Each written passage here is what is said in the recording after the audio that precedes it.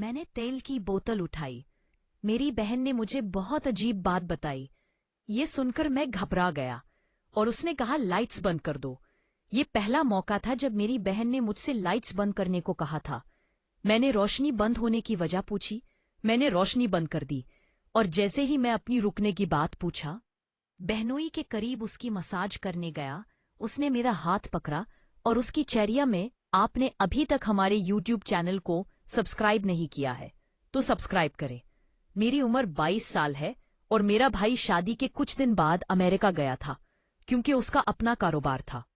اب گھر میں صرف امی، ابو اور بھابھی رہتے تھے۔ میری بہن جوان اور خوبصورت تھی۔ جب میں نے انہیں دیکھا تو میرے دل میں کچھ محسوس ہوا۔ بھابھی جی اکثر کہتے تھے کہ ان کے سر میں بہت درد ہے۔ در حقیقت بھائی اپنی شادی کے بعد امریکہ چلے گئے تھے۔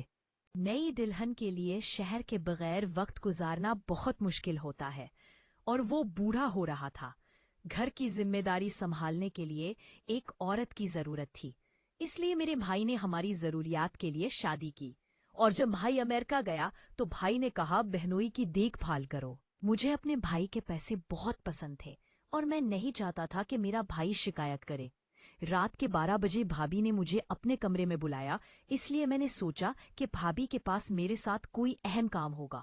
لیکن جیسے ہی میری آنکھیں میری بہنوئی پر پڑی، مجھے بہت شرم آئی کیونکہ میری بہنوئی اس طرح سے تھی کہ میرا دل گھبرانے لگا۔ میں گھبرا گیا اور کہا کہ بھابھی کوئی کام ہے؟ میں نے اپنی آواز دے دی ہے کیونکہ بہنوئی گھر میں دوپٹہ پہنتی تھی اور آج میں دوپٹہ پر بغیر دیکھ کر حیران رہ گیا، اور اس نے میری آواز سنی اور کہا اندر آؤ، مجھے تم سے بات کرنی ہے۔ وہ اب بھی بستر پر لیٹی ہوئی تھی۔ میں کمرے میں داخل ہوا، میری آنکھیں جھپکنے لگی۔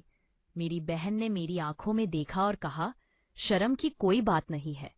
بہن نے اپنی گردن میری طرف موڑ کر کہا آپ اس گھر میں میری مددگار ہے اور آپ تمام کام کرتے ہیں، میرے کپڑے پردے ہیں، لیکن میں ہمیشہ آپ کے ساتھ ہوں۔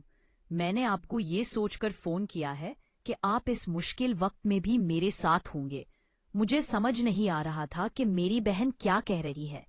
بھابھی نے مجھے اس احساس میں ڈال دیا تھا کہ مجھے اب کیا کرنا چاہیے اور مجھے سوچنے پر مجبور کر دینا تھا۔ بہن کس قسم کی عورت ہوتی ہے؟ وہ خدا سے درخواست کرتی ہے کہ وہ اس کی مساج کرے۔ میری بہن شرمندہ نہیں ہے کیونکہ یہ مناسب نہیں تھا کہ میں اپنی بہن کی مساج کروں۔ ایک عورت کو ایک مرد سے مساج ملتا اور وہ بھی اس کے شوہر اور کوئی اور سے ہوتا۔ میری بہن نے اس لحاظ سے مجھ سے صاف انکار کر دیا ہوگا، لیکن میں اس وقت اپنے بھائی کی چوٹیوں پر بڑا ہو رہا تھا، اس لیے بہن سے آگے بھاگنے کی ضرورت نہیں تھی اور انکار نہ کرے۔ میری بہن نے مجھے تیل کی بوتل دی اور کہا کہ یہ کتری پھاک چلے، بہت اچھا تیل ہے۔ اور پھر میں نے محسوس کیا کہ میری بہن کی شرمندگی واقعی تکلیف دہ ہے۔ پھر میں نے تیل کی بوتل اٹھائی اور ان کے ساتھ بستر پر بیٹھ گیا اور اپنے سر پر تیل کی مساج کرنے لگا۔ میں نے اپنی آنکھیں نیچے رکھی تھیں اور میں اپنے آپ پر قابو پا رہا تھا، لیکن میں بھی بچہ تھا۔ آپ کب تک خود کو برداشت کر سکتے ہیں؟ جیسے ہی تیل لگایا جا رہا تھا، بہنوئی کی عجیب آوازیں نکل رہی تھی، گویا وہ آرام کر رہے ہیں۔ اس نے دوبارہ میری طرف نہیں دیکھا۔ میں نے اپنی بہن کے چہرے کی طرف دیکھا، آواز پورے کمرے میں گونج رہی تھی۔ پھر وہ سو گئی، اس لیے بہنوئی نے آواز اٹھانا بند کر دیا تھا۔ میں اٹھا اور کمرے سے باہر نکلا اور میرا دل ایک عجیب جگہ پر تھا کیونکہ میری بہن کی آواز حیرت انگیز تھی۔ میں نے ساری رات یہی سوچا۔ اگلے دن بہن نے کہا تم نے میرا سر درد ختم کر دیا ہے، میں آپ کا شکر گزار ہوں۔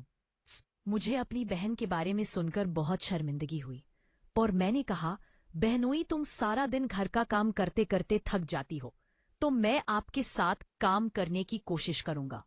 میری بہن نے کہا میری تھکاوٹ کبھی دور نہیں ہو سکتی، جس دن آپ کا بھائی گھر آئے گا تھکاوٹ خود ہی دور ہو جائے گی۔ مجھے سمجھ نہیں آ رہا تھا کہ اس کا کیا مطلب ہے۔ پھر میں واپس کالج چلا گیا۔ دوپہر کو جب مجھے کالج کا مطلب سمجھ نہیں آیا تو میں دوبارہ کالج چلا گیا۔ جب میں کالج سے گھر آیا تو میری بہن کپڑے دھو رہی تھی، اس کی ساری زندگی बर्बाद हो गई।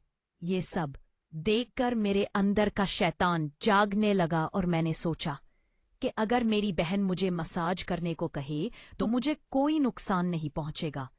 मैं उनके साथ जो चाहूंगा करूंगा। रात तक आग भड़कती रहती है।